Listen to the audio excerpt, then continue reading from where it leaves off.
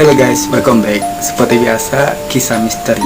Dan kali ini aku akan menceritakan sebuah peninggalan-peninggalan zaman Belanda yang masih ada di Indonesia guys. Dan konon katanya peninggalan ini menjadi tempat yang paling angker di Indonesia guys. Jadi seperti biasa, sebelum aku mulai video ini, jangan lupa untuk di like, komen, dan share ke teman kalian. Dan jangan lupa juga untuk diklik tombol subscribe-nya ya guys, beserta loncengnya, oke? Agar kalian tidak ketinggalan video terbaru dari aku. Oke, langsung saja ke videonya.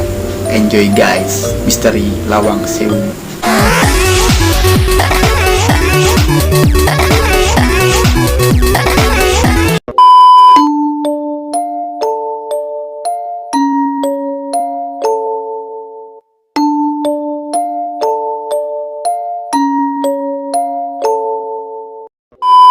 Siapa yang nggak kenal dengan Lawang Sewu sebagai salah satu destinasi wisata di kota Semarang guys. Lawang Sewu selalu berhasil menarik para wisatawan untuk berkunjung.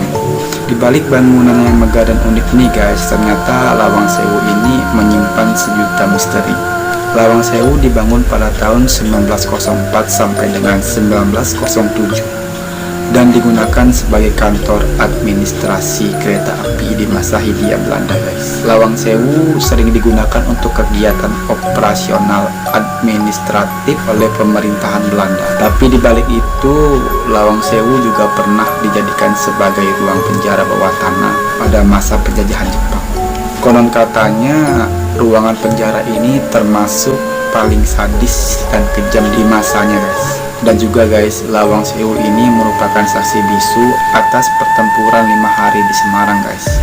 Tepatnya pada tanggal 14 sampai 19 November 1945 guys. Saat itu terjadi peperangan antara Indonesia melawan Jepang, dan Lawang Sewu menjadi salah satu lokasi peperangan antar kedua negara ini. Namun akhirnya Angkatan Muda Kereta Api Indonesia atau disebut AMKA Indonesia berhasil merebut kembali gedung ini setelah sebelumnya dijadikan sebagai kantor jawatan transportasi oleh Jepang guys.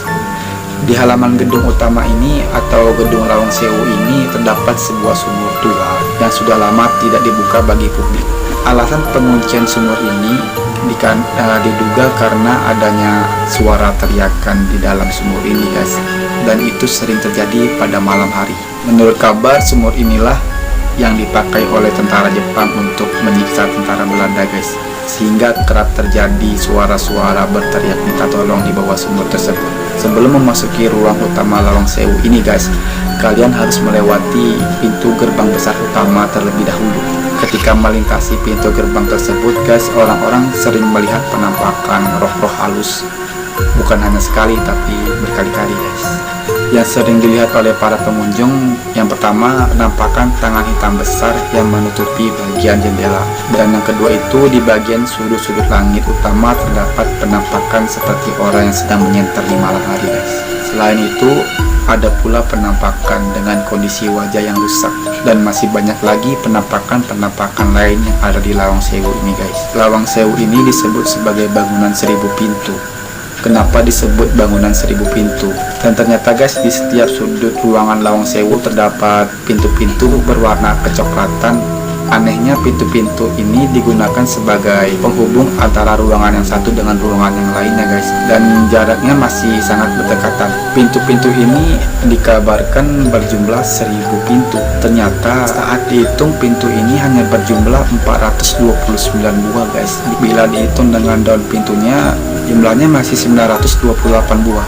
Dan juga guys, di Lawang Sewu ini sering tercium bau-bau aneh, apalagi di ruangan penjara berdiri. Ternyata guys, di ruangan bawah tanah terdapat penjara berdiri yang berukurannya itu 60 cm kali 1 meter.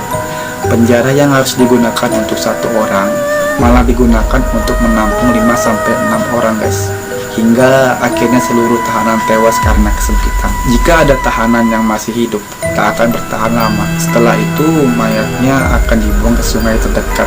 Akibat dari penyiksaan sadis ini, sering tercium bau-bau aneh di ruangan penjara ini guys, termasuk bau anyir darah.